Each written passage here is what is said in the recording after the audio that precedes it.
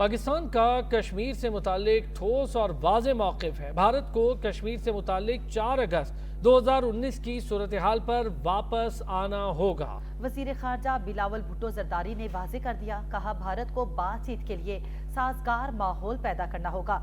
کھیل کو سیاست اور خارجہ پالیسی سے الگ رکھنے کا مشورہ بھی دے دیا۔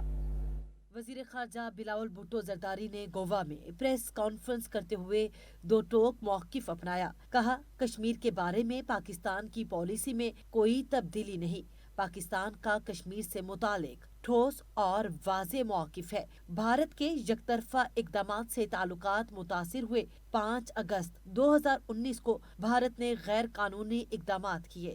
کہ پاکستان کا اصولی موقف ہے کہ اگر یہ اگست 4 2019 پہ واپس ہی چلے جائے، جہاں پھر بھی مسائل تھے، دونوں طرف مسائل تھے، تب بھی کشمیر کا مسئلہ تھا، یہ سارے مسائل تھے، مگر these unilateral violations and illegal actions that they've taken have really undermined the environment, and now the onus is on India. ایک سوال کے جواب میں وزیر خارجہ نے کہا کہ بھارتی وزیر خارجہ سے آن کیمرہ ہاتھ ملانے میں مجھے کوئی مسئلہ نہیں، یہ بھارتی وزیر سے ہی پوچھا جائے۔ آن کیمرہ کا پرابلم میرے لیے کوئی نہیں ہے، ان سے پوچھا جائے کہ ان کا کیا پرابلم ہو سکتا ہے۔ کیپیسٹی میں کام کر رہے ہیں تو اس لحاظ سے اس نے اپنا موقف، اپنا ملک کا موقف، اپنا ملک کا جو بیانیہ ہے، جو سوچ ہے، وہ سامنے رکھنا ہے۔ میں نے اپنا کھیلوں میں سیاست سے متعلق گفتگو کرتے ہوئے بلاول بھٹو بولے، پاکستانی بلائنڈ ٹیم کو بھارت کا ویزا نہیں مل سکا۔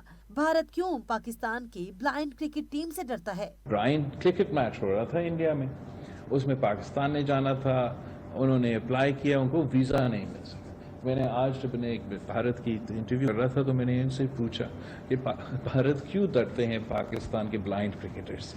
اس سے قبل شنگھائی تعاون تنظیم کے وزرائے خارجہ اجلاس سے خطاب میں بلاول بھٹو کا کہنا تھا کہ پاکستان دہشت گردی کے خاتمے کی کوششوں کا حصہ بننے کے لیے پرعزم ہے۔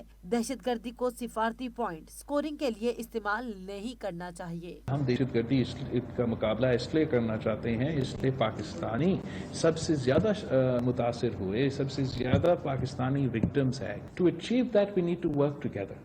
To achieve that we have to treat terrorism and engage with combat terrorism collectively.